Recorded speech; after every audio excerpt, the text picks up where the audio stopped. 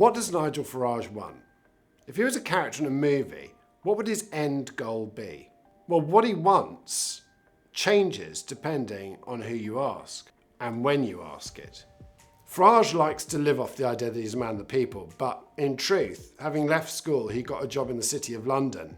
Working in the city does not make you a normal person, and Farage is a product of that privileged background. He thinks it's a normal job. He used to sit in the EU and say, none of you have done a normal day's work in your life. I know that virtually none of you have ever done a proper job in your lives, or indeed ever created a job. Well, neither is he. In fact, he is a professional politician. That is what he is known for. He's not known as an oil broker. He's known as a political figure.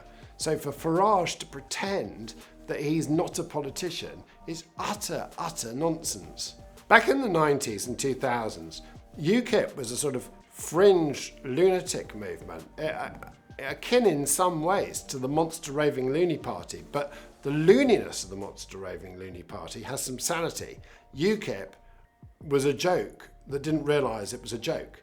One of their manifestos even sought, and this is an actual policy, to turn the circle line back into an actual circle. UKIP grew in its presence on the media and slowly began to be taken seriously. And as they professionalised, that posed a threat to the Conservative Party. The Conservative Party became more UKIP-ish, particularly after Douglas Carswell quit the Conservatives and joined UKIP.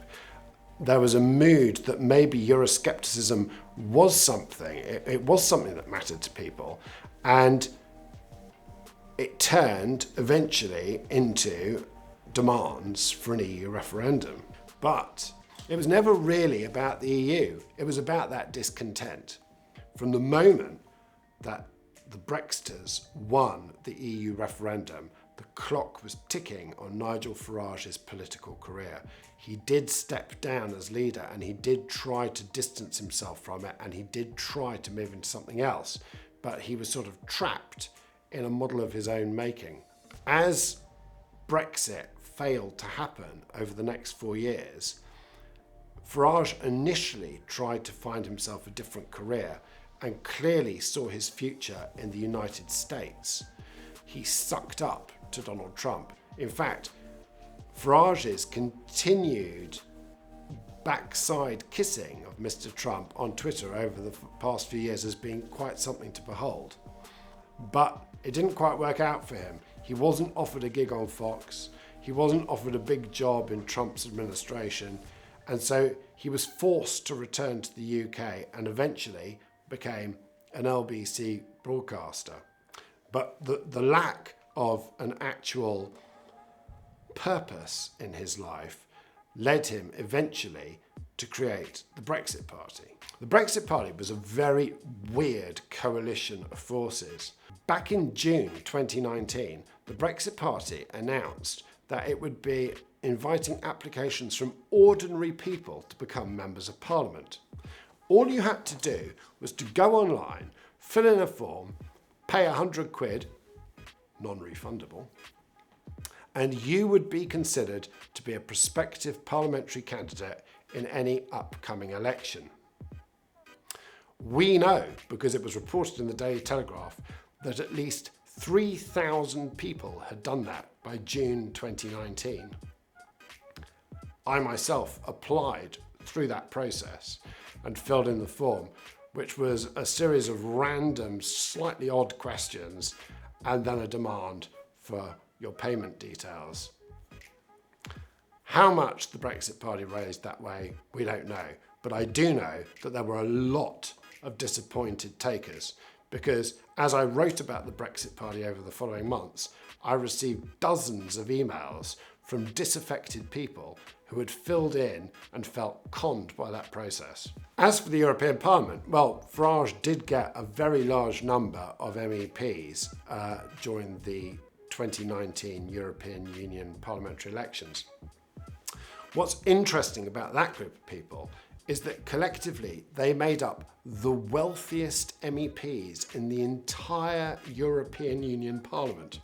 In June, after Farage compared the Black Lives Matter movement to the Taliban, there was pressure for him to step down, and he did. Watching Farage in the months following his departure from LBC was like watching an increasingly desperate man try to find relevance. He was filmed banging a tin pot during Clap for the NHS,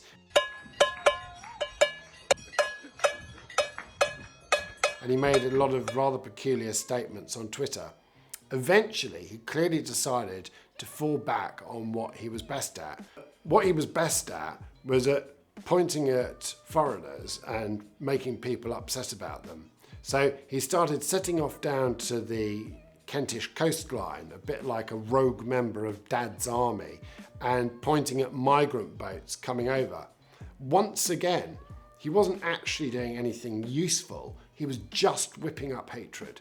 As Farage started to get clicks on Twitter for his rants about asylum seekers and migrants, he even started going to hotels where he knew asylum seekers were staying and filming himself trying to tackle the staff. Goody good. You staying here? Yeah. Could you not 40 a week, please? Okay. Well, nice work if you can get it. Thanks a lot. All of this during a pandemic.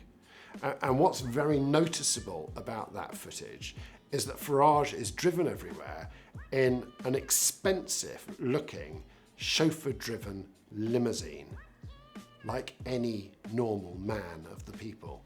Now, clearly taking a leaf out of resting actor Lawrence Fox's book, Nigel Farage has decided to create another party, which is rather strange because the Brexit Party is still going. After 10 years of listening to Nigel Farage, this country is in a fundamentally worse, more divided place than it has ever been in my lifetime. And so perhaps we should all just stop listening to Nigel Farage and present something better instead. What is the purpose of the Reform Party? Well, it's the same purpose that the Brexit Party had and the same purpose that UKIP had under Farage. It's a platform for Nigel Farage. And as long as we pamper to his ambition to be loved and adored and treated like some national treasure, he will keep creating parties. Nigel Farage is not a national treasure. He's a national disaster.